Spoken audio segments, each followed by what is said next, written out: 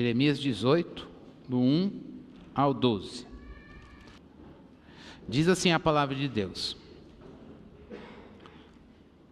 palavra que foi dita a Jeremias da parte do Senhor: levante-se e desça até a casa do oleiro, e lá você ouvirá as minhas palavras.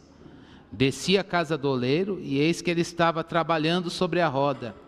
Como o vaso que o oleiro fazia de barro se estragou nas suas mãos, ele tornou a fazer dele outro vaso, segundo bem lhe pareceu.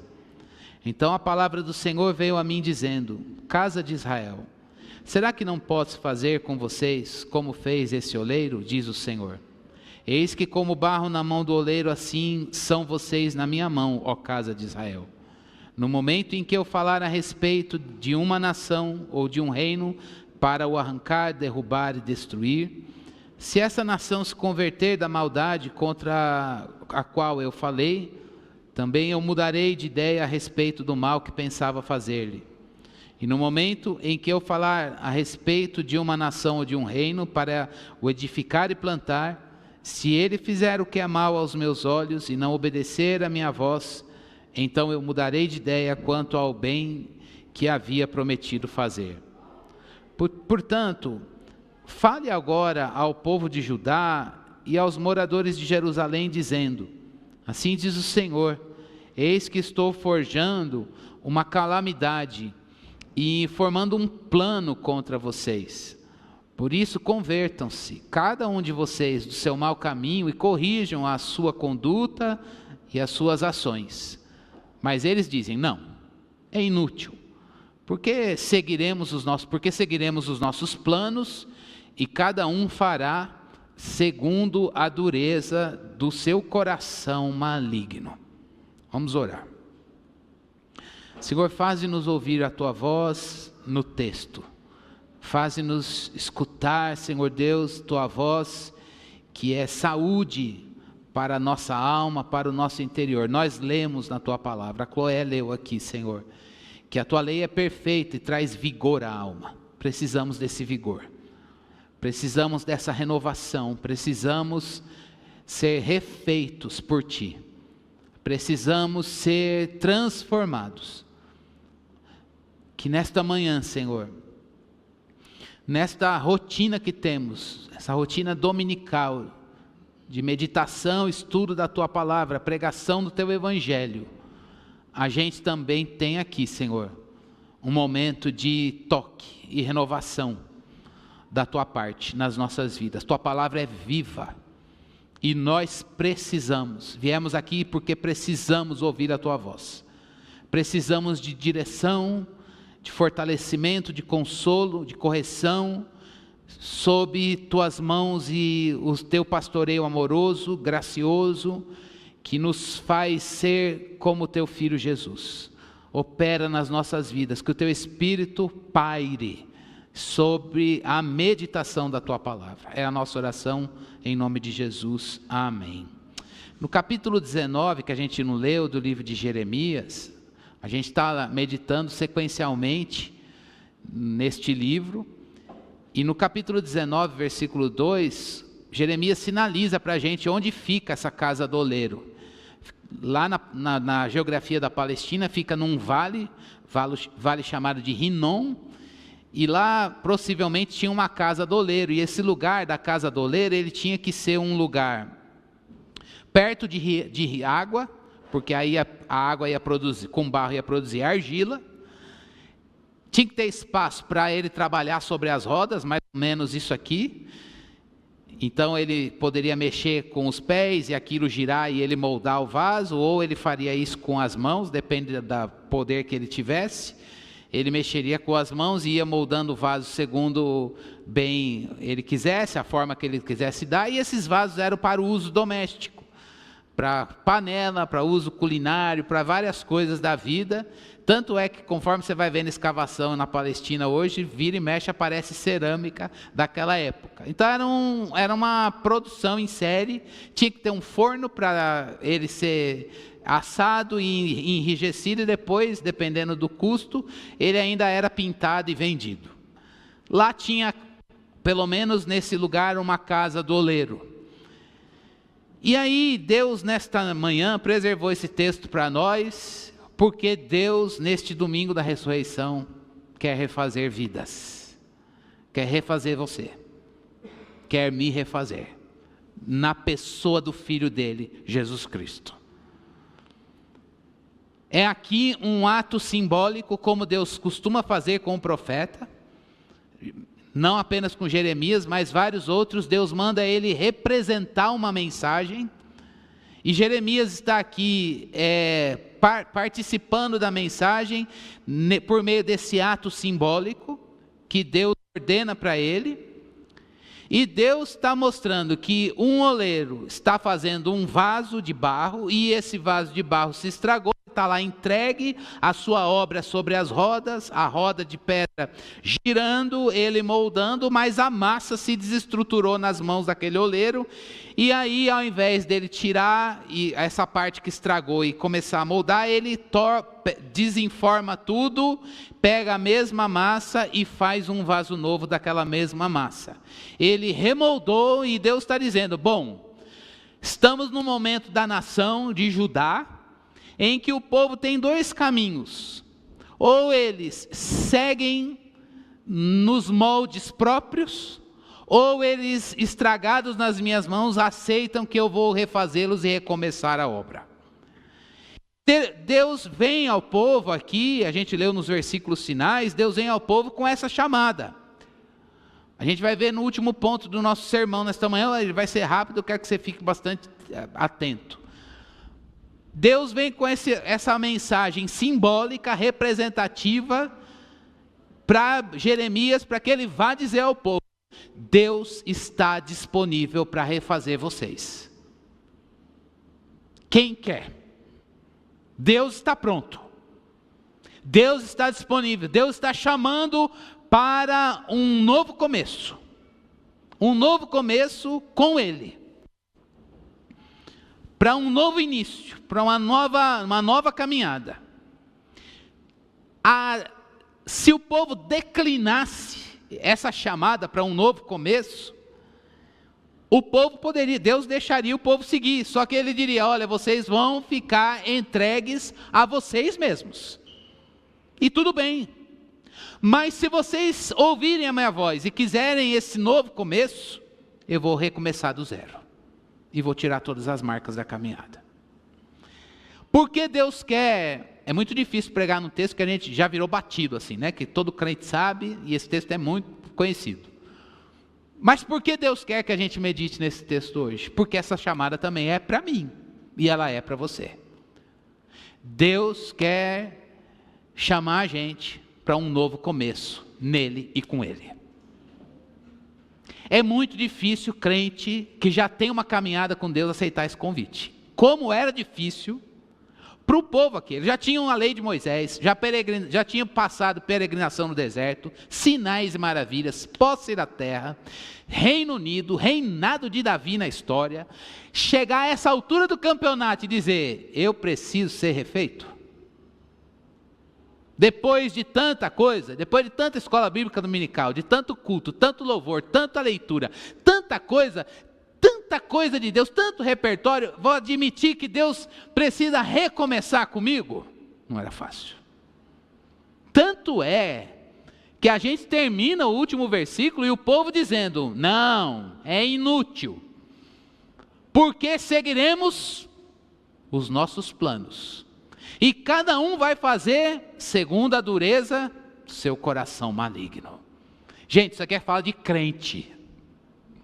Povo de Deus, que sabe do Sinai, que viu maná, sabe que Deus mandou maná no deserto, que sabe que Deus levantou um rei como Davi, que viu as fronteiras de Israel serem fortificadas, que deu a terra como herança, eles pisaram a planta do pé, aquele lugar foi dado para o Senhor, Deus expulsou os inimigos de lá. Agora Deus está dizendo: então, a gente precisa recomeçar comigo. E aí Deus está dizendo: eu estou aqui, eu quero recomeçar. Mas o povo, eles dizem: não, é inútil. Então eu gostaria de trazer essa parte do fim, se eu e você, depois de tudo que você já viveu com Deus, depois de tudo que você sabe que Ele faz, depois de tudo que Ele fez na sua vida, fez na minha, depois de todas as provas, lutas, tribulações, experiências amargas que eu e você, que talvez você esteja passando ou já passou, por causa da vontade dEle, com o povo dEle, talvez você diga, essas marcas, elas se apegaram ao meu ser, e hoje eu não acredito, ou eu não consigo. Talvez a tua fala seja como essa: não, é inútil, eu vou seguir os meus próprios planos. Mas nessa manhã, meus irmãos, Deus insiste, que Ele quer recomeçar, novamente com a gente. E aí eu queria que a gente se apresentasse vulnerável a Ele, dizendo: Deus, eu tenho uma fé frágil, pequena e frágil, não é uma fé forte, tudo bem,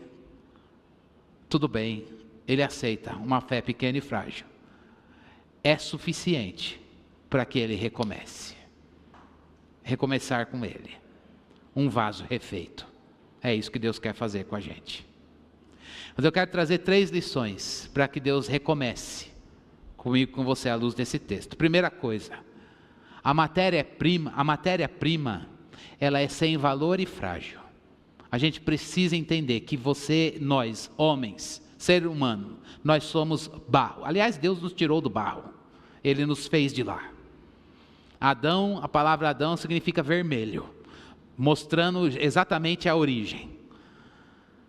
E ter conhecimento de que eu e você viemos do pó, do barro, e é para lá que a gente vai voltar quando a gente morrer, na nossa decomposição, até que a gente tenha um corpo eterno, glorificado como é o de Cristo, é perder pretensões, é olhar para Deus que nos fez e dizer: eu não passo de barro, eu não passo de uma matéria-prima sem valor e frágil.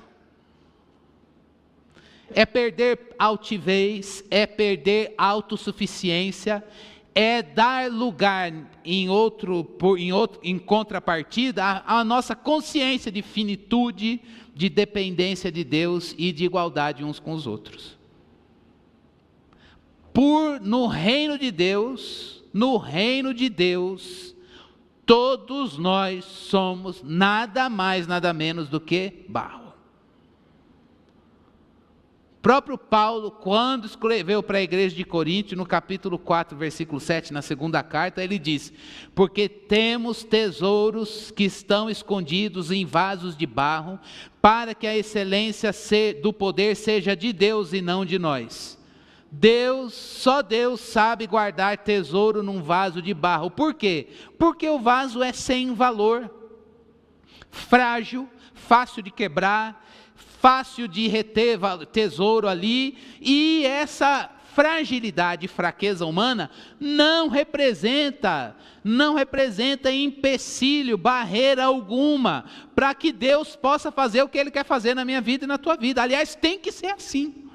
Então a primeira coisa que a gente precisa se lembrar é: eu não passo de barro, eu não passo de uma matéria-prima barata, sem valor e frágil, que se estraga facilmente, que sai da sua origem suja, e que precisa ser trabalhada para que cumpra o seu objetivo, de virar um vaso para guardar algum tesouro, ou para algum uso doméstico, como era o caso mais antigo lá no Antigo Testamento. O vaso é nada, o valor dele é transitório, depende do que ele está guardando dentro de si, e como ele está sendo usado. Mas Deus, o fato de a gente ser frágil e não valer nada, significa que Ele escolheu uma matéria-prima frágil e sem valor, para ser moldada por Ele e reter um tesouro que Ele nos dá. E aí que é a beleza da gente se lembrar que nós somos barro. Porque o nosso valor não está em nós mesmos, mas está nas mãos que nos fizeram. Portanto, irmãos, é muito duro quando o povo diz assim: não é inútil, eu não vou deixar Deus me refazer, mesmo estragado. Eu vou seguir meus próprios planos. Parece que tem valor nisso, né? Na minha autossuficiência. Eu vou seguir os meus planos. Vou seguir, o texto está dizendo, vou fazer segundo o meu coração maligno. Porque a parte de Deus é isso que o nosso coração é, maligno. Ele é centrado em si mesmo. Mas Deus está dizendo que não, Ele não quer isso para nós. Ele quer livrar a gente da gente mesmo, Ele quer nos refazer, Ele quer remoldar a nossa vida. E aí a gente precisa, nesse primeiro ponto, se lembrar disso, de que longe dos moldes de Deus e do tesouro que Ele nos dá, a vida de um vaso de barro não tem sentido nenhum, é inútil, é inútil. Então, se o seu coração e o meu coração abandonou essas mãos divinas que podem nos moldar, irmãos, hoje é o dia da gente dizer, Deus, eu não passo de barro, e eu não sei me moldar, e eu preciso ser feito, eu preciso tomar a forma que o Senhor deseja. É muito sutil a tentação do diabo de fazer a gente seguir o nosso próprio coração. O diabo gosta disso, irmãos. O diabo faz com que a gente queira resistir essa modelagem das mãos divinas. O vaso não é nada, mas o tesouro é tudo. O vaso é transitório, mas o tesouro é eterno. É a sabedoria de Deus que se manifesta na forma que Ele colocou você. Ele me colocou.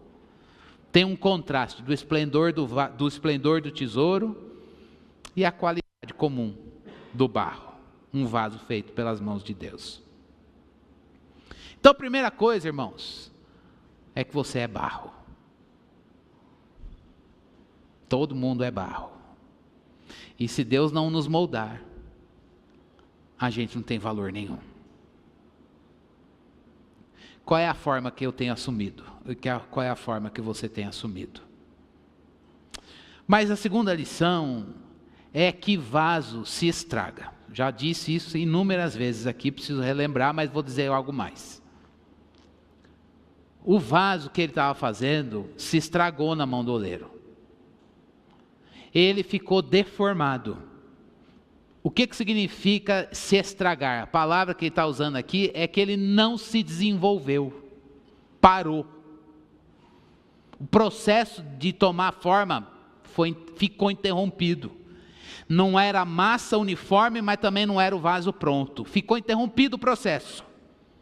E aí, por causa dessa interrupção do processo, ele está deformado. É um vaso sem forma, em processo interrompido, e aí ele não está desenvolvido adequadamente, não vai cumprir o objetivo. Está estragado nas mãos de Deus, se destruiu, se autodestruiu. Tem um pastor que diz que aconteceu com ele por conta dele mesmo, não foi nada das mãos que estavam moldando. Aconteceu por conta dele mesmo, se estragou. Interrompeu o processo dessa feitura divina. E aí eu quero chamar a sua atenção, aplicando para o nosso coração, o que tira a nossa forma? Como que acontece essa destruição? Como é que a gente pode ficar desenvolvido ou subdesenvolvido ou desenvolvido inadequadamente? Primeira coisa, irmãos, que a gente precisa passar longe, que deforma você, que me deforma, é o pecado. O pecado deforma a gente. Não estou falando da perspectiva moralista. O pecado deforma. O pecado, ele fere, ele tira a imagem do Filho de Deus da nossa vida. Toda vez que a gente peca, a gente está dizendo assim, eu não quero ser como Jesus. Pum, eu quero ser como eu mesmo. Toda vez que a gente peca, a gente está dizendo assim, Jesus é ruim. Eu sou melhor que ele. Toda vez que a gente peca, a gente está dizendo assim, o plano de Deus é lixo, tchau Bíblia, não quero saber de palavra, prefiro seguir a cultura.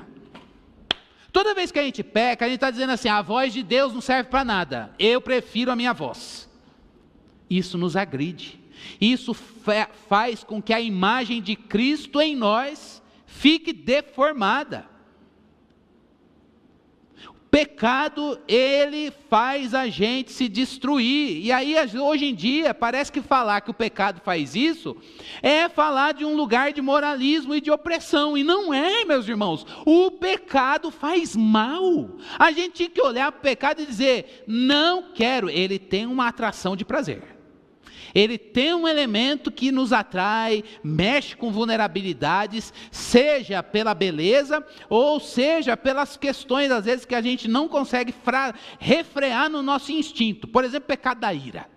Não é verdade? Pecado da ira é uma coisa assim, que quando você recebe uma ira, o que sua carne quer? Eu vou bater com a mesma moeda, mas recebi ira, tome ira. Agora, o que Jesus faz? Recebi ira, dê mansidão.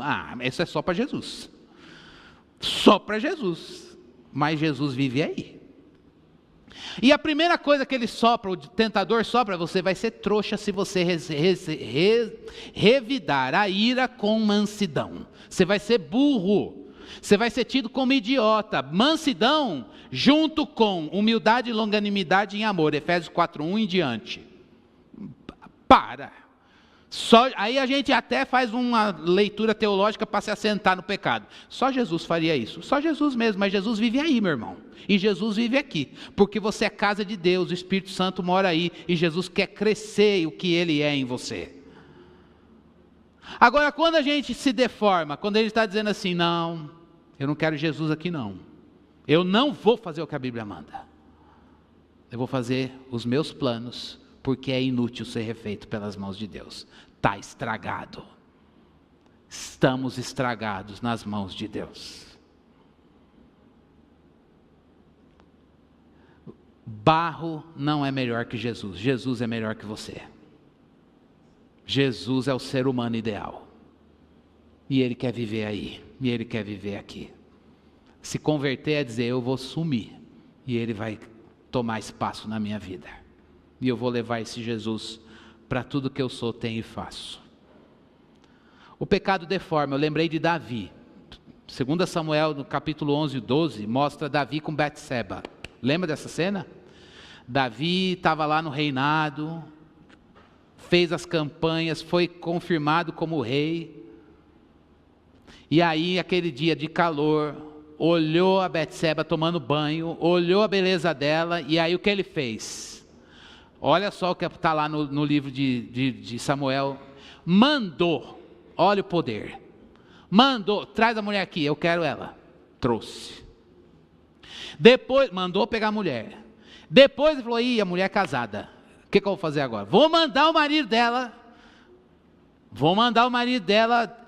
Já pequei, teve relacionamento com ela. Eu vou mandar o marido dela, e ela engravidou, eu vou mandar o marido dela para casa para ter relação com ela, aí não sei de quem é o filho, deve ser o filho, vai ser do marido. Mas o marido, crente que era, vai dizer: imagina, é tempo de guerra, eu vou largar a galera lá no combate e vou ficar aqui no prazer? De jeito nenhum, vou cumprir a missão. Aí ele, ainda vou mandar um crente pecar, não peca. Aí ele fala o seguinte: então vou mandar uma carta. Olha o poder, olha aí o pecado deformando. Vou mandar uma carta para o comandante e vou mandar o Urias. Você vai levar a carta que está falando porque ele vai morrer. Uma carta, decreto da morte dele. Você entrega para o comandante e a carta estava dizendo: põe ele para lutar sozinho na frente da batalha. E o Urias vai lá, crente, fiel. Olha, está aqui, o rei mandou entregar. Tá, vai para frente da batalha. O cara morre. Ele mandou pegar a mulher, ele mandou o Urias ter relacionamento com ela, ele se recusou porque era tempo de batalha. Ele mandou o Urias levar uma carta que estava dizendo que era para ele mesmo ficar à frente do soldado e lutar sozinho. Lógico que ele ia morrer e morreu. E aí depois vem Natã e fala: deixa eu contar uma história para você. Tinha um homem que pegou e exerceu o poder irrefreado, de uma maneira irrefreada, e foi muito injusto com uma cordeirinha. Esse cara tem que morrer, diz o Davi. Pois é, esse homem é você.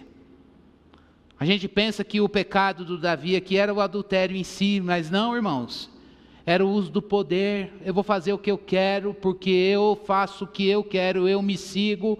E todas as vezes em que a gente diz isso para o nosso coração, e vou seguir os meus planos do coração maligno, a gente manda, a gente decreta, a gente tira, a gente põe, a gente faz o que o nosso coração manda. E a gente está deformando a gente mesmo e se estragando.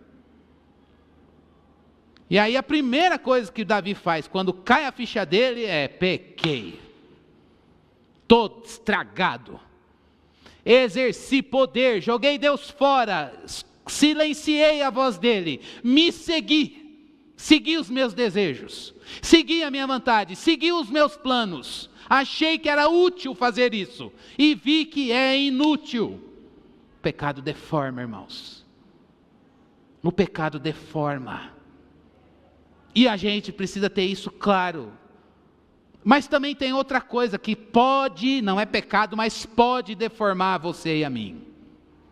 E com certeza, seja no pecado ou algumas dessas coisas, longe do poder de Deus, a gente vai ficar estragado nas mãos de Deus. Está lá em 2 Coríntios, quando Paulo fala: temos esse tesouro em vaso de barro, para que a excelência seja do poder a excelência do poder seja de Deus e não de nós. Mas no versículo 8, o que ele diz?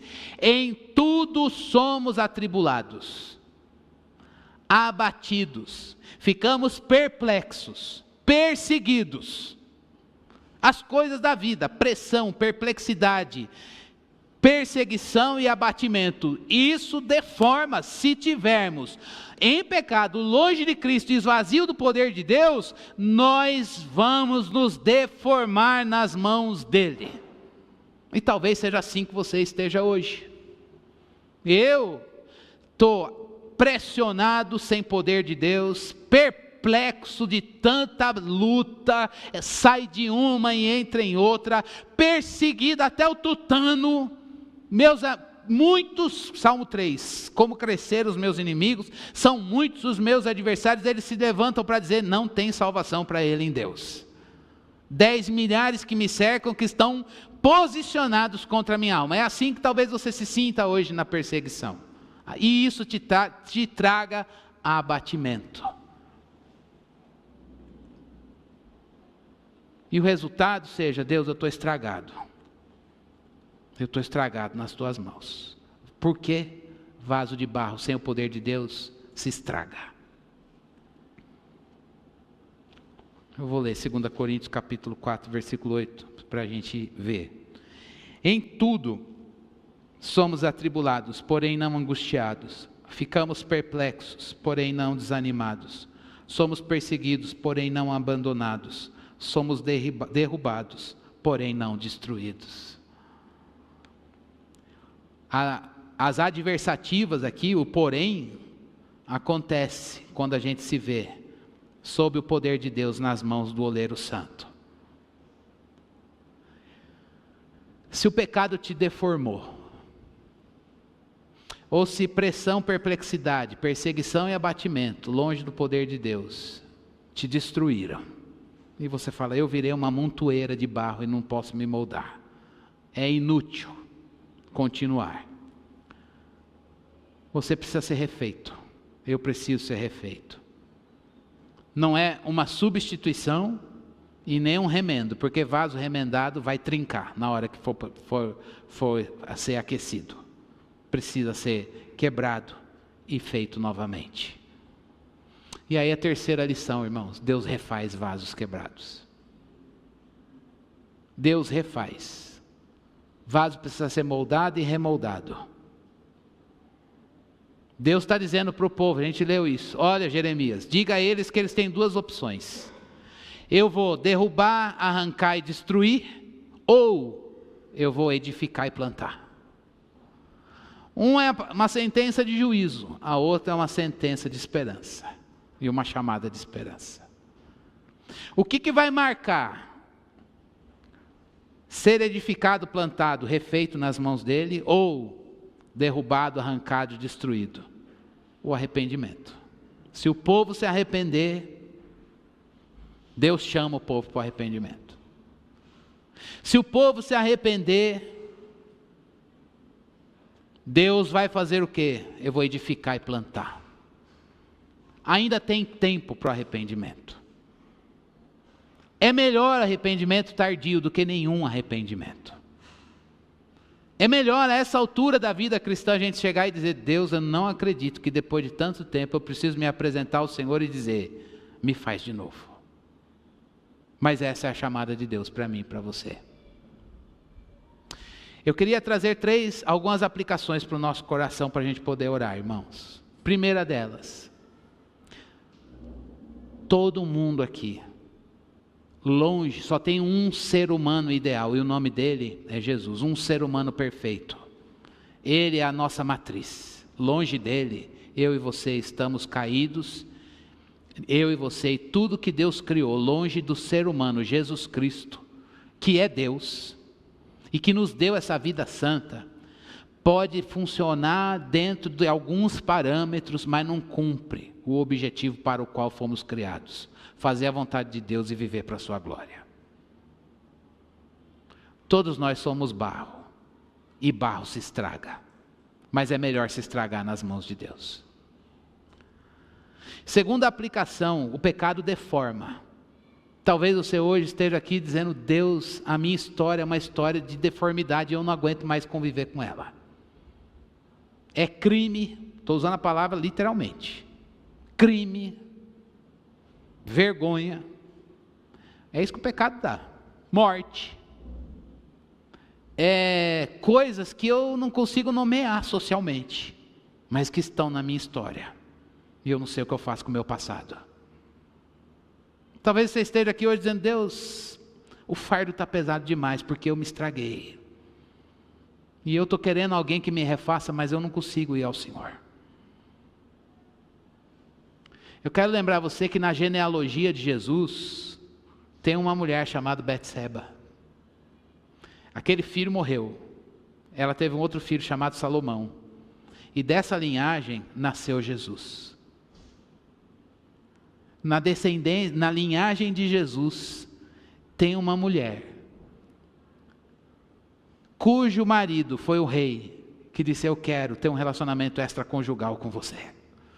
Isso não está chancelando qualquer coisa errada.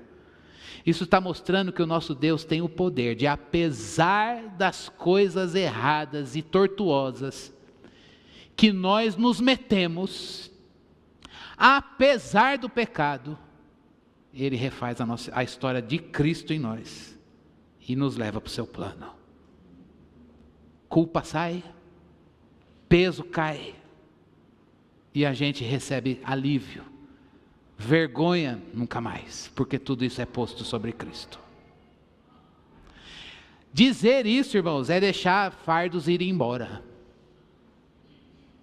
Dizer isso é dizer: eu estou livre, não porque as minhas mãos fizeram justiça ou as mãos dos outros, eu paguei a justiça quando a gente erra, mas simplesmente porque eu levei tudo isso lá para a cruz.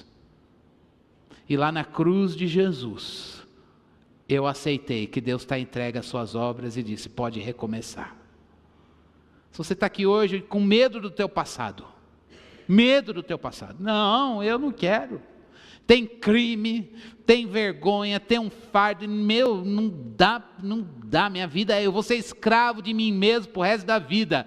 Não precisa disso. A chamada de Deus para nós hoje é: venha para a casa do oleiro. Venha para a casa do oleiro e deixe Deus começar novamente. E Ele joga esse fardo para o Cordeiro de Deus, porque dos nossos pecados em Cristo Jesus, Ele não se lembra mais.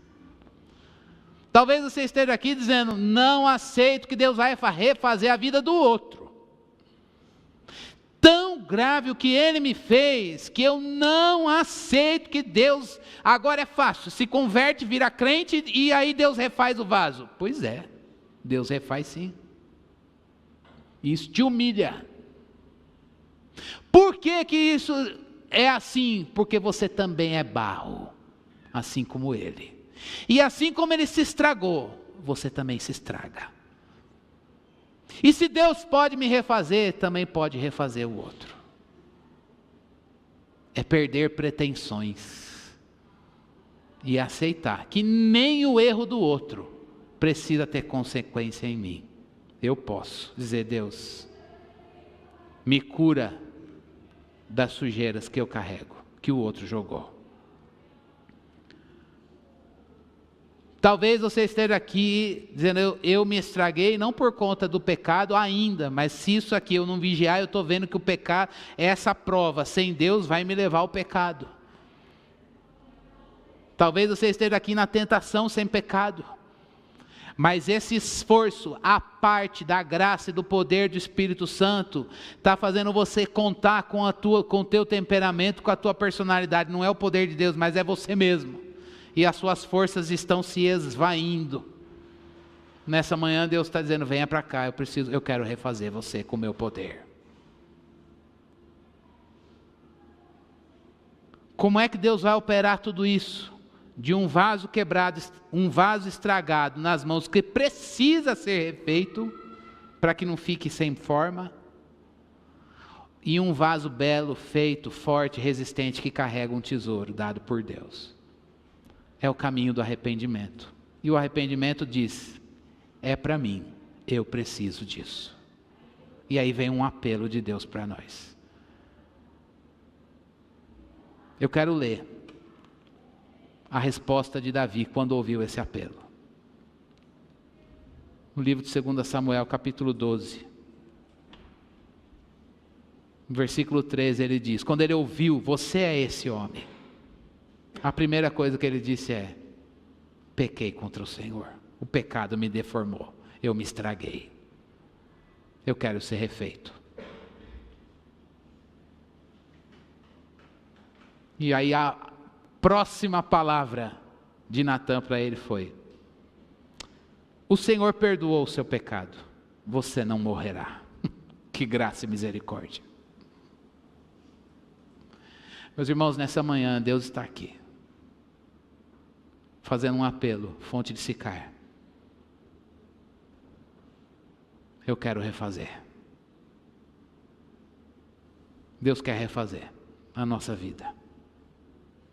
Deus quer refazer você nas mãos dEle,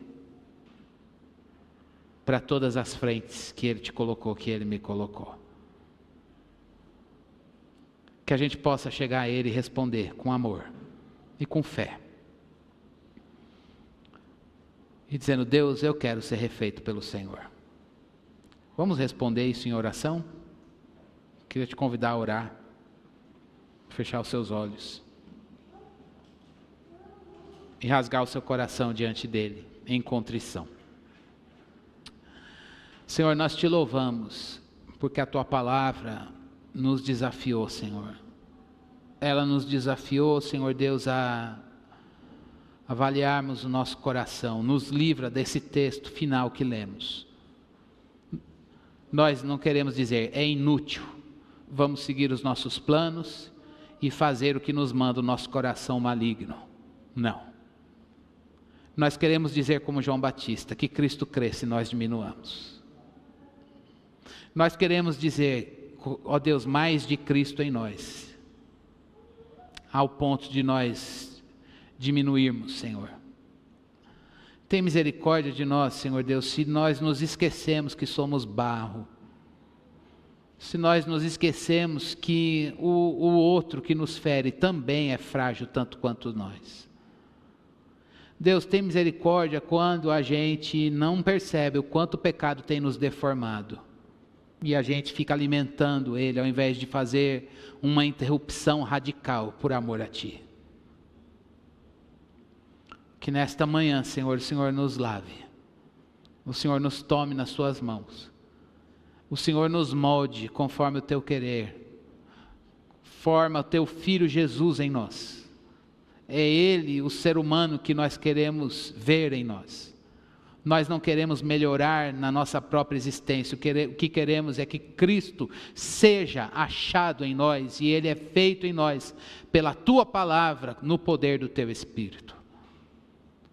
Senhor, hoje nós estamos aqui para celebrar o domingo da ressurreição, e Cristo vive. E Ele enviou o seu Espírito para habitar na igreja, e nós somos casa do Espírito Santo, templos vivos. E é por isso que nós clamamos esse poder em operação em nós, que opera a vida, Senhor, a vida de Cristo e a morte do nosso eu. Senhor, produz em nós arrependimento, frutos de arrependimento, de mudança radical. Ó Deus, machado na raiz daquilo que, Senhor Deus, nos separa de Ti, e a gente possa andar assim, no poder do Espírito, e viver novidade de vida. Opera, Senhor, esse milagre na vida da Tua igreja. Não nos deixe jogar, Senhor, essa palavra e colocá-la ao lado, e seguir paralelamente, mas que a gente possa, Senhor Deus, ver a palavra na vida, a junção dessas duas coisas, a Tua voz, a voz do Senhor na nossa vida. Gera situações nesta semana em que essa palavra seja evocada, e a gente, Senhor Deus, se veja ali, tendo que, ó Deus, fazer o Filho de Deus crescer e a gente diminuir. Nós queremos entregar a nossa vida para Ele. É no nome do Senhor que oramos e agradecemos. Amém. Amém. Graças a Deus.